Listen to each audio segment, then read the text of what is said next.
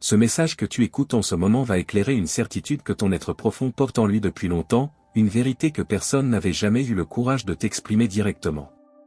Depuis ta plus tendre enfance, des forces invisibles t'ont visé sur le plan spirituel. Il ne s'agit ni d'une hypothèse ni d'une simple idée, c'est une réalité inscrite dans tes cellules, dans tes souvenirs et dans cette lassitude lourde que tu portes depuis aussi loin que ta mémoire remonte. Si tu es ici, attentif à ces paroles précisément maintenant, ce n'est pas le fruit du hasard.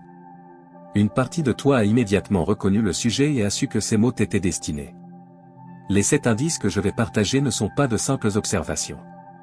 Ce sont des outils puissants. Ils ouvriront des passages dans ta mémoire, ta vision des choses et ton chemin personnel. Le 7e, surtout, reste rarement évoqué car il est discret, profondément intégré en toi, au point d'avoir longtemps semblé ordinaire. Pourtant, il représente le piège le plus insidieux, celui qui te retient captif sans que tu t'en aperçoives. Reste jusqu'à la fin, ce que tu vas découvrir pourrait marquer un véritable tournant dans ton éveil intérieur. Avant d'aborder ces 7 indices, retiens une vérité essentielle. Tu n'as pas été pris pour cible par accident. Les ténèbres ne déploient pas leur énergie contre des personnes banales. Elles ne se mobilisent pas face à des âmes sans importance pour le monde. Si les attaques ont commencé si tôt, c'est parce que tu portes une clarté qui les dérange. Une lumière qu'elles ont repérée bien avant que tu prennes conscience de toi-même. Prends un instant pour y réfléchir. Avant même que tu saches parler, marcher ou comprendre le monde, une force savait déjà qui tu étais et a choisi de t'arrêter, de te freiner, voire de te briser si possible, avant que tes ailes ne se déploient. Voilà pourquoi ton enfance s'est déroulée différemment de celle des autres. Tu as affronté des épreuves qu'aucun enfant ne devrait connaître, non parce que tu étais maudit ou que tu méritais cette souffrance, mais parce que ta lumière était si forte qu'elle a attiré l'attention des ombres dès le premier jour. Le premier indice d'une attaque spirituelle précoce est un foyer familial dominé par le désordre, les tensions ou le manque d'affection. Regarde ton passé avec le regard clair de ton âme éveillée. Ton enfance était-elle un havre de calme? Te sentais-tu protégé? Recevais-tu l'amour nécessaire à tout enfant pour s'épanouir? Pour beaucoup d'âmes choisies, la réponse est négative, et ce n'est pas un hasard. Une tactique ancienne des forces sombres consiste à corrompre le nid avant que l'oiseau ne prenne son envol.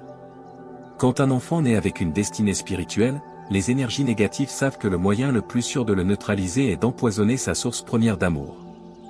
Cela se manifeste par des parents en conflit constant, des violences verbales ou physiques, l'absence d'un père, l'indisponibilité émotionnelle d'une mère, ou une atmosphère si lourde qu'on la ressentait dès le seuil de la porte. Tes parents n'étaient peut-être pas foncièrement mauvais et faisaient de leur mieux, mais une influence invisible semait le trouble, la peur et l'instabilité. Le but était clair, te faire grandir en pensant que l'amour est risqué, la confiance une erreur, et que tu ne méritais pas d'être protégé. Un enfant sans base solide d'amour devient un adulte qui doute de sa valeur. Et un être choisi qui doute de lui-même ne se lèvera pas pour accomplir sa mission. C'est pour cela que le chaos a été placé autour de toi dès le départ, non pour te détruire, mais pour t'assoupir et te faire oublier ta vraie nature. Pourtant, tu es toujours là. Tu as traversé tout cela. Le simple fait que tu écoutes ces paroles aujourd'hui montre que leur stratégie a échoué. Ta lumière n'a pas disparu, elle a résisté même dans les ténèbres les plus épaisses. Le deuxième indice est une sensation que tu as probablement ressentie toute ta vie sans parvenir à la nommer, ce sentiment tenace de ne pas être à ta place dans ce monde. Dès ton plus jeune âge, tu t'es senti comme un visiteur. Non pas géographiquement, mais sur un plan plus profond, comme si tu avais atterri dans un univers régi par des règles étrangères aux tiennes. Les autres enfants jouaient, riaient, se chamaillaient pour des broutilles, et tout cela te paraissait à la fois connu et profondément étranger. Tu participais, bien sûr, pour répondre aux attentes, mais une voix intérieure te murmurait constamment que tu n'appartenais pas vraiment à cet endroit. En grandissant, ce décalage n'a fait que s'accentuer. Tu as tenté de t'adapter, de porter le masque proposé par la société, de rire aux mêmes plaisanteries, de t'intéresser aux mêmes sujets et de vibrer au même rythme. Mais quelque chose sonnait toujours faux, comme si tu jouais un rôle dans une pièce dont tu ignorais le texte. Cette impression de regarder le monde à travers une paroi, ce sentiment d'isolement, révèle une attaque spirituelle.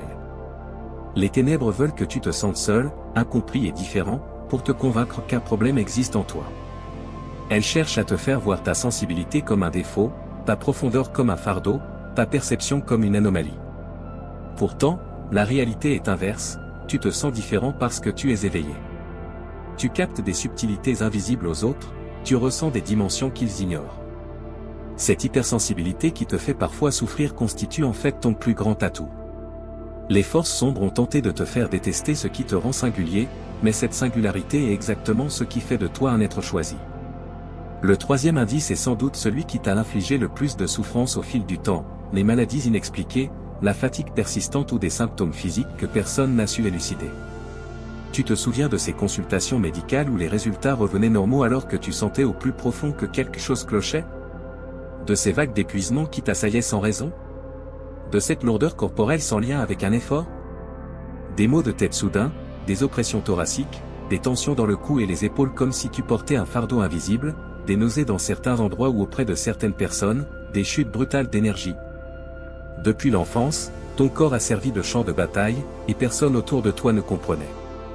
Tes parents pensaient peut-être que tu en rajoutais, tes amis que tu cherchais l'attention, les médecins que tout était normal sur le papier. Mais toi, tu savais que ces manifestations étaient bien réelles. Les attaques spirituelles n'atteignent pas seulement l'esprit, elles affectent aussi le corps. Pour affaiblir un être choisi, les ténèbres visent son énergie vitale, créent des fuites dans son champ, pèsent sur ses centres énergétiques et le vident de l'intérieur afin qu'il n'ait plus la force d'avancer ou de chercher sa vérité. Un enfant dans cette situation se croit simplement fragile ou moins résistant. En vérité, tu étais en guerre, une guerre invisible que ton entourage ne pouvait percevoir. Le fait que tu sois encore debout aujourd'hui témoigne de la force remarquable de ton âme. Ton corps n'est pas ton adversaire, il est ton plus loyal compagnon. Il a encaissé des chocs invisibles pour te protéger et t'a alerté par la douleur. Le quatrième indice touche à un domaine très personnel, la destruction répétée de tes relations les plus intimes. Observe le schéma récurrent dans ta vie, amitié d'enfance, liens familiaux, première connexion profonde. Vois-tu ce motif qui se répète? Des personnes qui s'approchent, gagnent ta confiance, puis te trahissent? Des amitiés solides qui s'effondrent brutalement sans explication? Des êtres que tu aimais sincèrement qui se retournent contre toi comme sous l'effet d'un déclencheur? Ce n'est ni de la malchance ni un mauvais choix de ta part. Les ténèbres connaissent tes vulnérabilités. Elles savent que les êtres choisis, avec leur immense capacité d'aimer, souffrent particulièrement des trahisons. Chaque blessure visait à t'inculquer une leçon toxique, l'amour fait mal, la confiance rend faible, la vulnérabilité expose au danger. Tu as peut-être érigé des murs autour de ton cœur, appris à garder tes distances et à retenir une partie de toi. C'était précisément le but, priver un élu de sa force, qui repose sur l'amour et la connexion. Pourtant, ton cœur n'est pas brisé, il est ouvert. Chaque fissure laisse passer davantage de lumière. Les trahisons ne t'ont pas anéanti, elles t'ont forgé en résilience. Cette capacité à te relever après chaque chute révèle la nature guerrière de ton âme. Le cinquième indice concerne une sphère que tu n'as peut-être pas pleinement explorée, l'étouffement de tes capacités innées. Tu es venu au monde avec des aptitudes exceptionnelles, subtiles et profondes. Peut-être une intuition aiguisée qui te permettait de pressentir les événements, de détecter les mensonges ou de ressentir les émotions d'autrui comme les tiennes. Des rêves prémonitoires, des perceptions de présence, d'ombre ou de lumière que personne d'autre ne remarquait. Quand tu en parlais, on te répondait que c'était ton imagination, qu'il fallait arrêter tes histoires, que tu étais étrange ou perturbant. Peu à peu, tu as fermé cette porte, ignoré tes perceptions et muselé ta voix intérieure pour ne pas déranger. C'est une des manœuvres les plus sournoises des ténèbres, utiliser la honte, le rejet et la peur d'être jugé fou. Tes proches n'étaient sans doute pas mal intentionnés, ils craignaient simplement l'inconnu. Mais les ombres ont exploité cette peur pour dresser un mur entre toi et tes dons. Ces capacités sont restées dormantes, enfouies, mais jamais détruites. Un talent divin ne s'efface pas. Il attend le moment de se réveiller. Ce moment est peut-être venu. Si ces paroles résonnent en toi, exprime dans les commentaires ce qui s'éveille. Le sixième indice est particulièrement douloureux et exige du courage, les pensées autodestructrices apparues très tôt. Des voix intérieures qui te murmuraient que tu ne valais rien, que tu ne méritais pas le bonheur, que le monde se porterait mieux sans toi. Des idées sombres surgissant sans cause évidente. Tu les as peut-être crues tiennes ou normales. Pourtant, elles ne t'appartenaient pas. Un enfant ne naît pas avec une telle haine de soi. Ces semences empoisonnées ont été plantées dans ton esprit fertile. Les élus ressentent tout plus intensément, ce qui rend ces intrusions particulièrement ancrées. Ces pensées ne te définissent pas. Elles sont des résidus d'attaque. Dès que tu les identifies comme telles, elles perdent leur emprise. Tu n'es ni indigne ni inutile. Ta valeur est si grande que les ténèbres ont déployé beaucoup d'efforts pour te convaincre du contraire. Je m'appelle Philippe et je tiens à te dire, d'âme à âme, que cette rencontre n'est pas fortuite. L'univers, la source ou Dieu, peu importe le nom, a orchestré cet instant pour une raison précise. Tu es une âme que j'honore sincèrement. Le 7e indice est le plus insaisissable et le plus périlleux. Il s'agit du sabotage interne juste avant une percée. Chaque fois que tu approches d'un changement positif majeur, un mécanisme invisible intervient et tout s'écroule, opportunités professionnelles qui échappent, rencontres profondes qui se brisent, décisions courageuses bloquées par un doute soudain, projets enthousiasmants arrêtés par une fatigue écrasante, pratiques spirituelles critiquées par ton entourage. Ce n'est pas de la malchance ni une opposition de l'univers. C'est un programme d'auto-sabotage implanté durant ton enfance. Les ténèbres, ne pouvant plus t'attaquer frontalement une fois éveillé, ont installé ce gardien automatique qui s'active près de ta puissance véritable.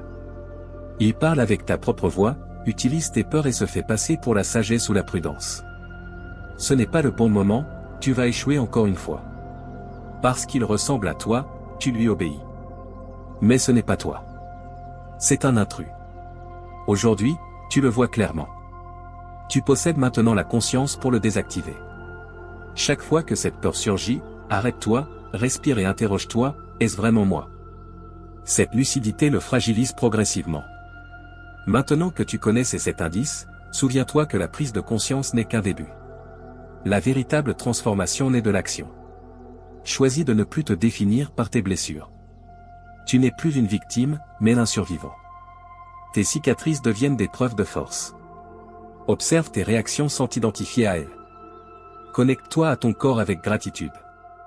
Accorde-toi des moments de silence pur pour laisser tes dons et ta vraie voix émerger. Tu n'es pas seul. Une communauté invisible d'âmes lumineuses comme toi s'éveille partout. Vous vous reconnaissez par vibration. L'obscurité t'a fait croire à l'isolement, mais tu fais partie d'un réseau venu pour une grande transformation collective. Tes épreuves t'ont aiguisé, approfondi et préparé.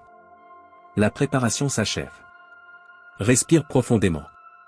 Ancre ces vérités en toi. Tu n'es ni brisé ni maudit. Tu es puissant, ta lumière est réelle, ta mission intacte. À partir de maintenant, tout change.